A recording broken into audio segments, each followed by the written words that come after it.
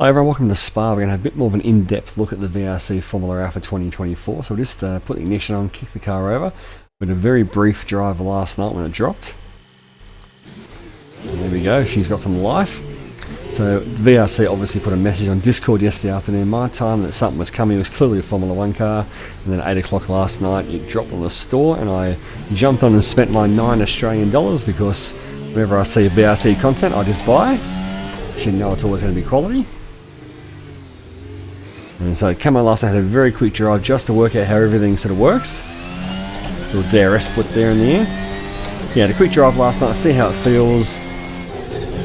Have a look at some of the setup options because as we found out last year with the VRC cars, the setups are just mega. And you really will give yourself a headache trying to go through everything. I actually gave the 2023 car my car of the year in the sim racing world last year.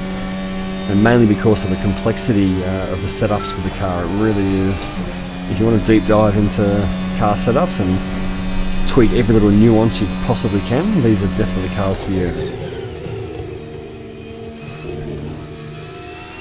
And this year's car is certainly taking it to another level. I think most of the options, to be honest, most guys will never touch. You'll just tweak your same little settings like roll bars or fuel level, tyres, that sort of stuff, but you really will have to have a play with the energy output. That's going to be a huge part of these cars. How you deploy your energy. You'll notice as I'm driving the track, we're not always on boost. The hybrid system isn't always kicking in. The little blue bar there on my indicator is what you're looking for. There are large parts of track like down here past Pujon coming down towards Stavolo that we're just on the internal combustion engine at the moment. There's no hybrid system kicking in. And that's something you can tweak to a very high level in the settings. So we'll run through that after we do a couple of laps here. We'll pull over and run through some of those settings. So that strategy, if you drive these cars online between how people deploy their energy, just like in real life, is going to be a big part of it.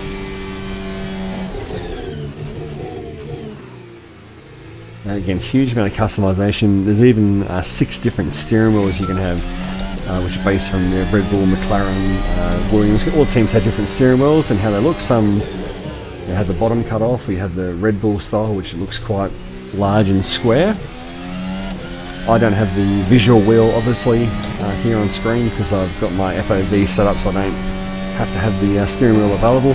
Obviously, there's a lot more information on the steering wheel.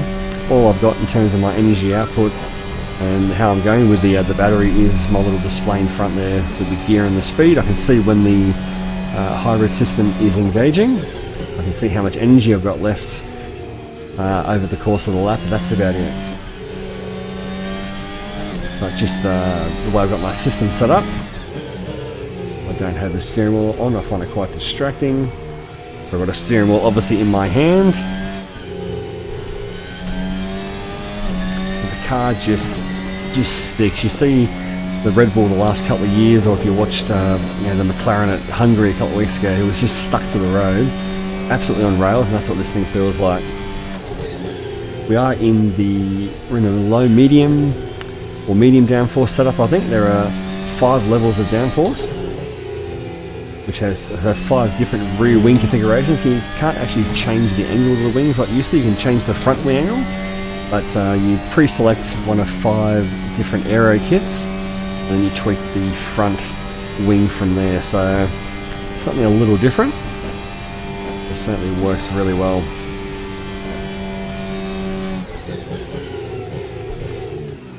So we're just on the standard sort of setup here that comes with the car. VRC have loaded for you, I think it's about half a dozen tracks that have setups for them. We're on the C4 tyre, so the second softest. So we're on that medium downforce setting. And I think the current energy output totals about 4 or 4.4 megajoules. But there's, as you can see, large areas of the circuit we haven't tweaked yet for the hybrid system, so we'll definitely jump on the minute, play around with that. We'll still look at the 2 extremes. We'll go full beans, give it all the power and see when it runs out during the lap, and then we'll give a more sensible setup to sort of show you how that works. Of course, you've got different throttle maps as well, how responsive the throttle is. Suspension tweaks to the nth degree. If you love tweaking suspension and dampers and all that sort of good fun stuff, then yeah, you'll love this. The audio sounds really good. I'm not sure if they pulled it from a Red Bull or something, but these cars sound as good as they possibly can for this era. They're not going to ever sound like the lovely V10 and V12s from back in the day, but for a Hoover, they sound good enough. I really like the overrun sound. You just lift off the throttle when the car's harvesting energy, that little flutter you get with the audio. Really nice.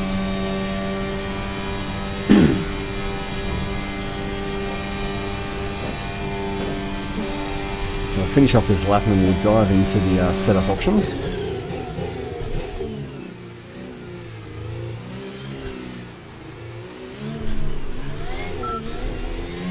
As we almost crash. Alright, so we'll jump in the setup menu here and have a bit of a run through that.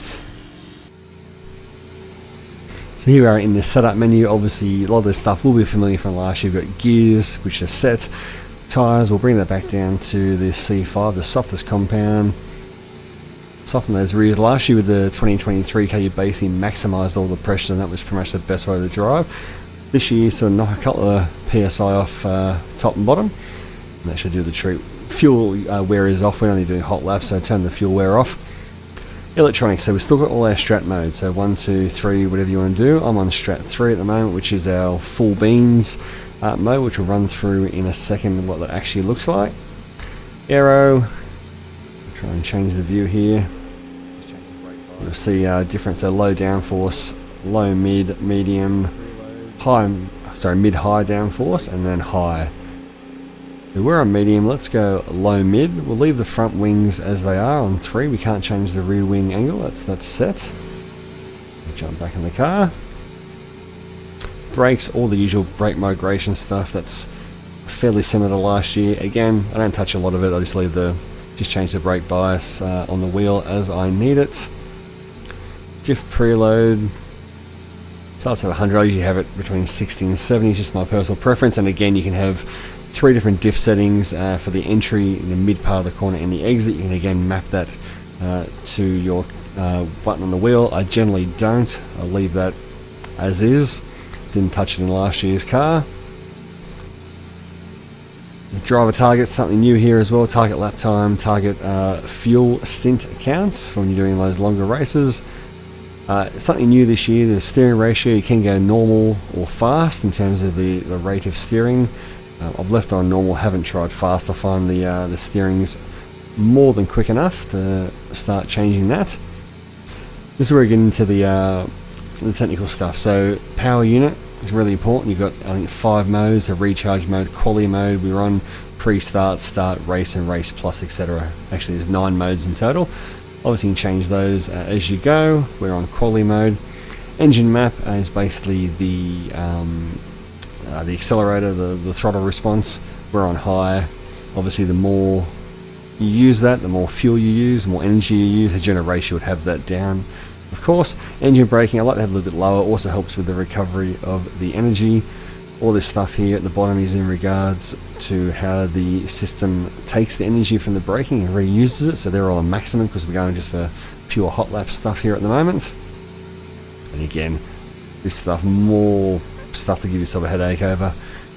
All this energy recovery stuff, and of course all the usual suspension, rebound, heave rates, bumps, rebounds, ARBs front and rear, all the usual stuff. So this is all I've left as what came with the car in terms of the setup.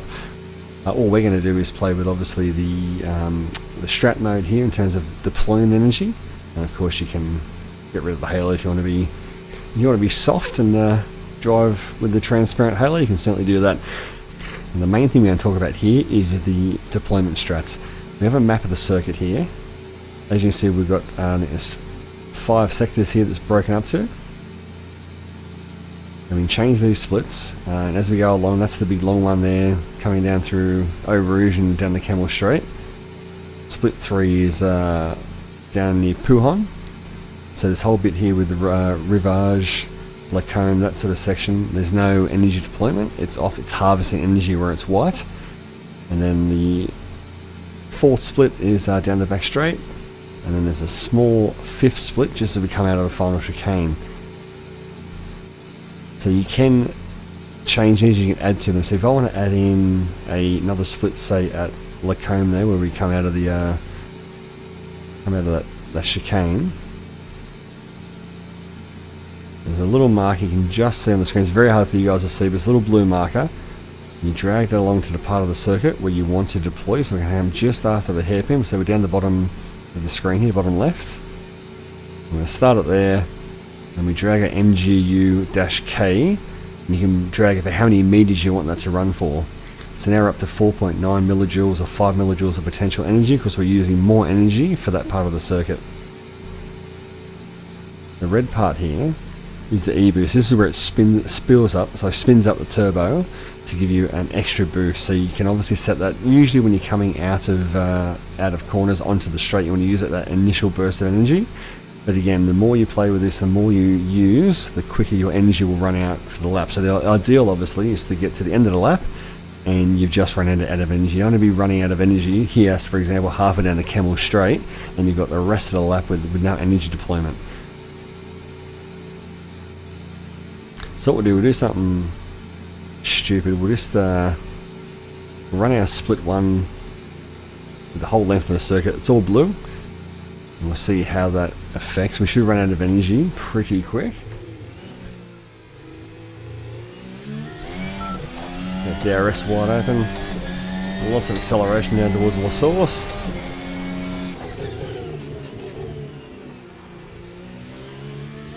As you go down through Eau Rouge, you'll hear the car bottoming out.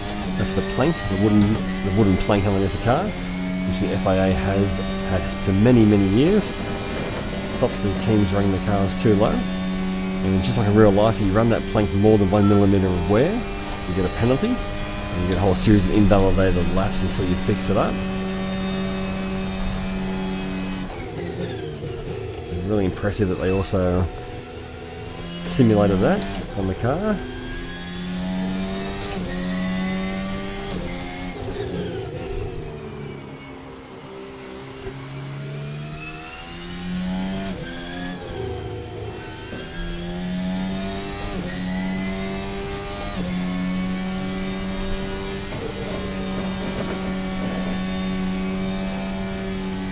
Fantastic amount of grip there through Coulon, fantastic corner.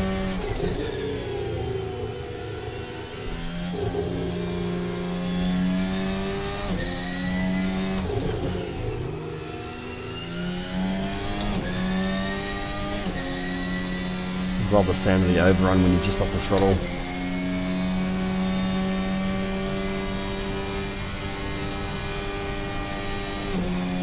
That's in the 8th gear.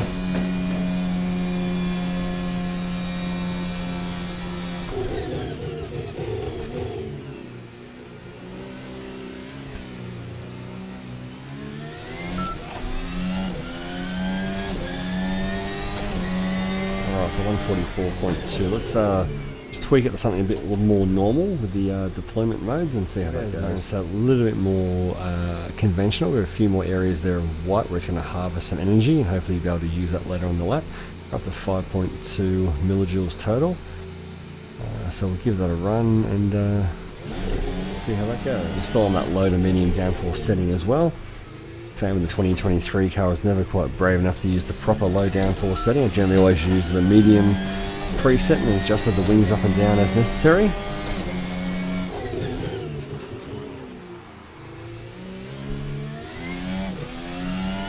And throw it nice and early and down through Eau Rouge again. Yeah, I think this lower downforce model is definitely feel a bit more stable than last year's car. It's certainly worth a go. Somewhere like Monza. See how stable it is. It feels good through the middle part of this lap.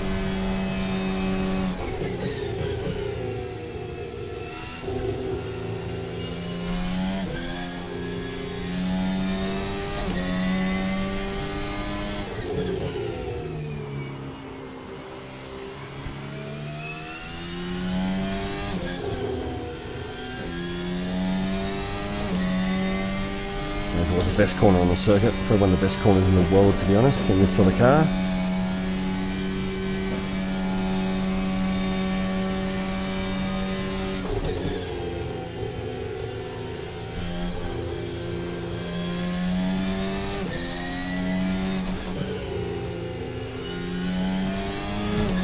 Stabilo is so hard to get right, a little bit deceptive in terms of the radius of the corner.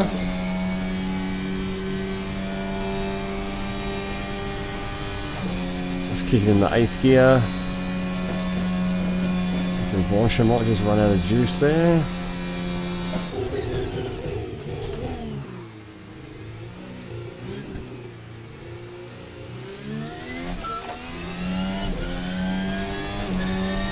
Alright, 143.8, so it's not too bad. So yeah, again, amazing car again from VRC. Once again, going straight to the top, #1 mod by far, technically superior. You'll hurt your brain trying to set the car up. That's probably half the fun. There's definitely a lot of time to be had in getting those strap nodes just right. I've had very little time the last 24 hours to tweak too much with it, but I'm sure you technical boffins out there can do your best. But amazing car, looks great, sounds great for this era of cars. Definitely worth the $5 US or 9 Aussie dollars, whatever it was. So jump on, check it out for yourself. Thanks for watching as always, and take care.